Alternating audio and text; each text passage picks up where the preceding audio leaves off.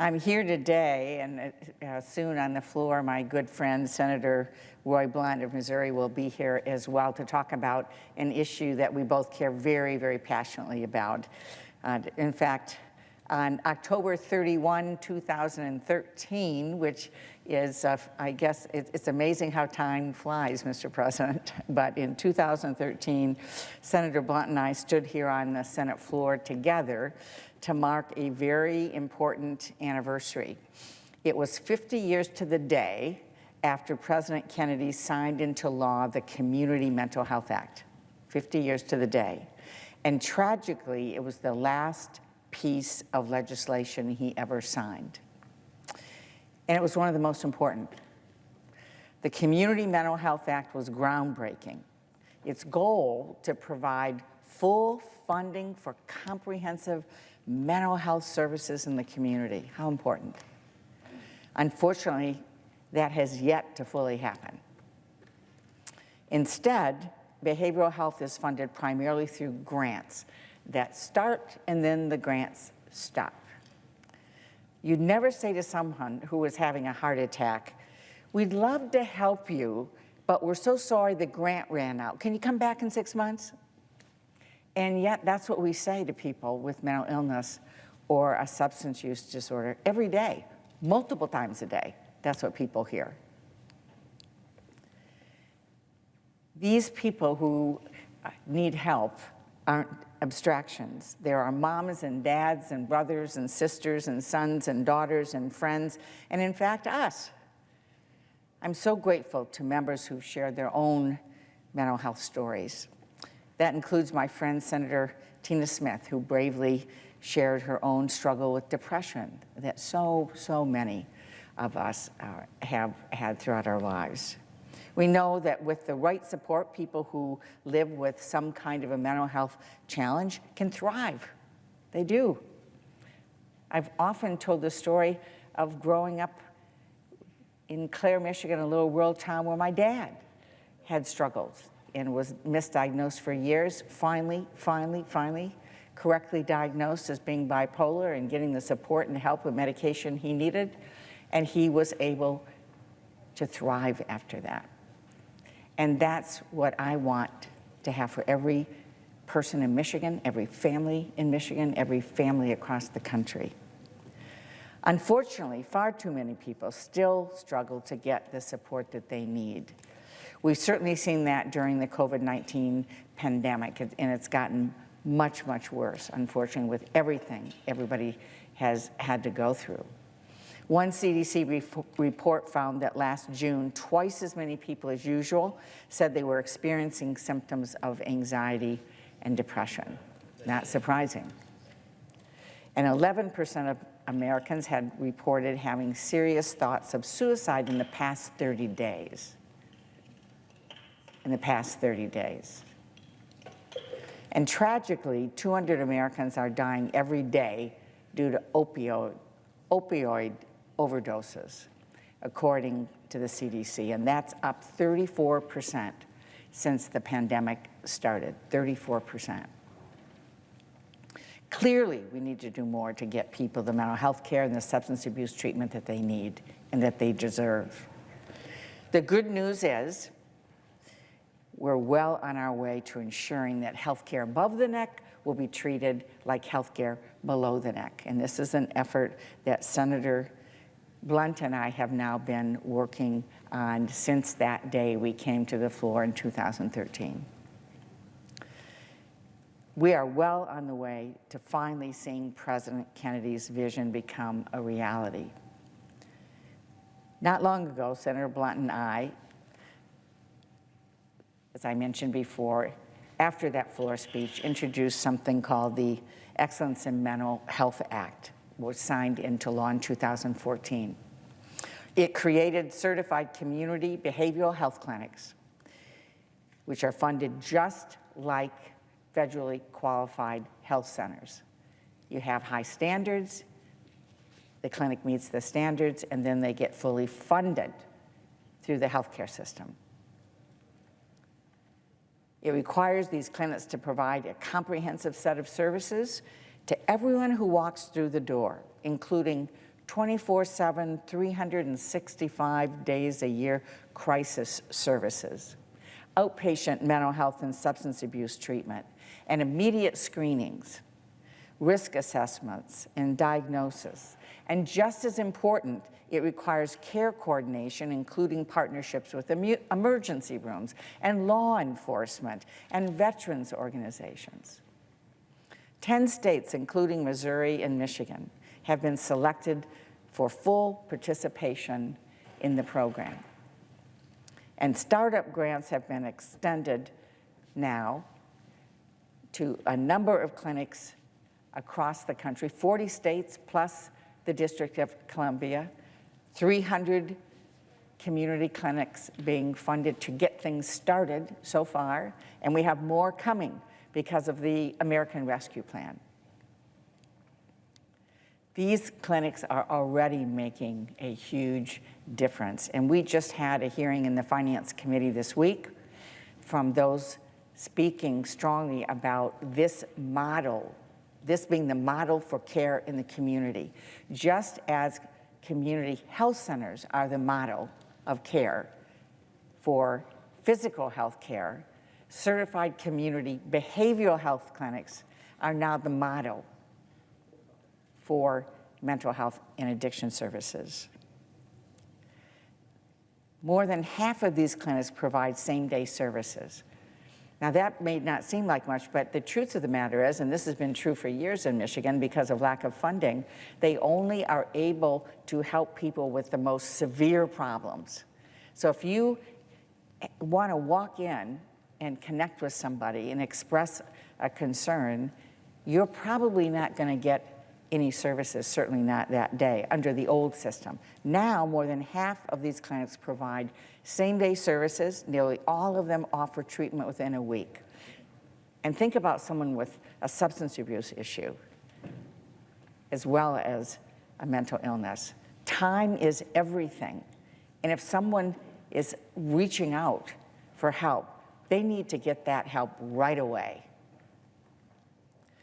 95% of these clinics have been engaged in one or more innovative practices with law enforcement. It's actually been incredible to hear what is being done with local law enforcement. So when the police officers are called to the scene, and it's clearly an issue that may involve mental illness or substance abuse, they are able to immediately connect up with those that can provide those services instead of having to take somebody to jail when they shouldn't be in jail. And we know that many, many people, in many cases around the country, the majority of people that are in the jail are people that actually need mental health help or substance abuse help.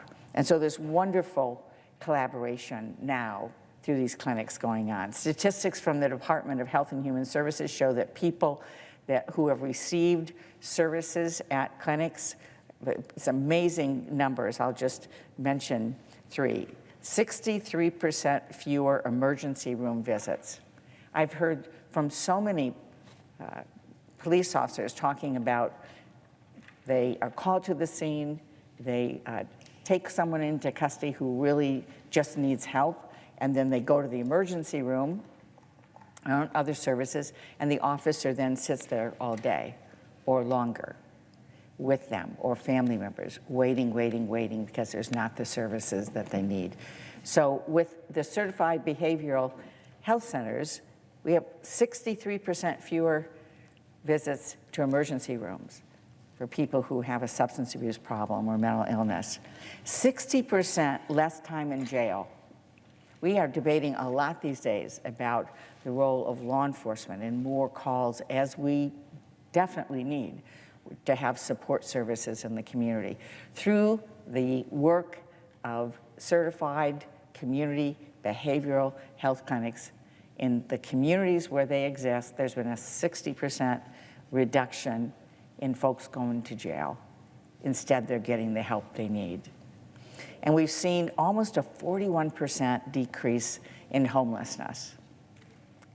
Another major way that people end up on the street or in a shelter when what they need is help. Currently, about 1.5 million people are accessing these services, and it's a start. We did it originally as a demonstration to show that this could actually work and make a significant difference and actually save community resources, in addition to providing people the help that they need and deserve. But we need to do more, and that's why we're speaking today. President Kennedy believed that these services should be available to everyone who needs them, and Senator Blunt and I agree. That's why this week we introduced our Excellence in Mental Health and Addiction Treatment Act of 2021. This legislation will expand these high-quality mental health and addiction treatment services across the country. This is the next step for states and communities across the country to be able to have the health care funding to provide high-quality services that we know work. This is going to give every state the opportunity to create certified community behavioral health clinics in their communities. Just imagine what that could mean for a veteran who's living with post-traumatic stress, or a young mom who recently had a baby and is struggling with postpartum depression, or a college student who's working to overcome his substance use disorder, stay in school and earn a degree, but just needs some help and support to be able to make that happen. Right now, only about 11% of people with substance use disorders get help in any given year. Think about that, 11%, about 11% of those struggling with an addiction are able to get help in any given year. Well, Senator Blunt and I aren't going to stop until 100% of people with substance abuse disorders and other mental illnesses are able to access the care that they need to thrive. This is really an important moment because we, over the last several years, have designed, working with various administrations now, designed quality standards. We've demonstrated that providing these services makes a difference. We have strong support from law enforcement. We have strong support from the healthcare community, from mental health and substance abuse community in a broad way. It's exciting to see this be something that really is bipartisan. I'm so thrilled we have colleagues on both sides of the aisle that are supporting this effort, signing on. We have more people signing on every day. And that's because we believe in these clinics. We believe in the services and this way of providing services. We've seen it for ourselves, how it can change people's lives and give people the opportunity to be able to thrive. When we introduced our original legislation, I spoke with Micaiah Newen, whom I've known for many years. She lived for over 30 years with undiagnosed and untreated bipolar disorder. She finally got the treatment she needed through the community mental health system. And what she's done is truly amazing.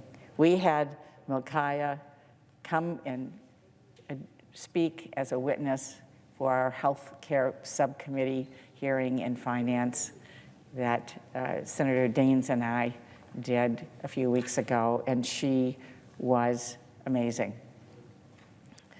Micaiah is team supervisor for the CNS Healthcare Anti-Stigma Program in Waterford, Michigan. She's a peer educator. She's developing and leading programming in Michigan and sharing her expertise all across the country. She's an ordained minister, and she's a board member of the Oakland Community Health Network, where she's served several terms as board chair and vice chair. Last month, when she testified at our Senate Finance, Health, and Subcommittee hearing, she said, "I'm living proof. I am living proof. I'm an advocate, and I'm proud to speak on behalf of those who have not yet found their voice." Micaiah found her voice. It's time to make sure that everyone in our communities has the support they need to do the same. I'm looking forward to working with my friend Senator Blunt, and all of our colleagues that have already signed on as original co-sponsors, and we welcome everyone in this body to join us in moving forward legislation that we have demonstrated makes a difference, saving money, saving lives, and it's now time to make these services available across the country. Thank you, Mr. President. I yield the floor.